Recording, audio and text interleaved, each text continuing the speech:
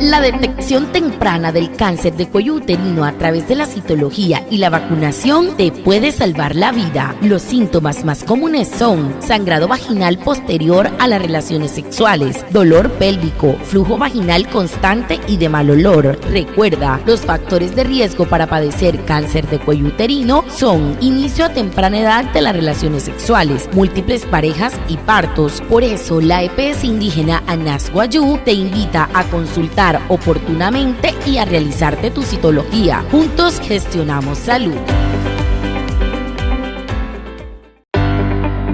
Hunter da mat tuan de cáncer mnaka snais chong ura hiyeyu hair para hanta citología mnaka hana iwa ota humakun hiro pra anai hana hika toin ho tu hana manka kashahuri hiwane pia otamasia ke hure ukoro ke hure para puna hana nya herut kapa ke pas chiki soto hai chekasit ke mai tuan de ho ke snais chong ura hiyeyu manka kawayu se nai moto yo no iwa yo to wai mashata na chongni herut kapa ter TPSI kana swayu se na hirre hia pura hunari remar pero te hane au hai citología manaka.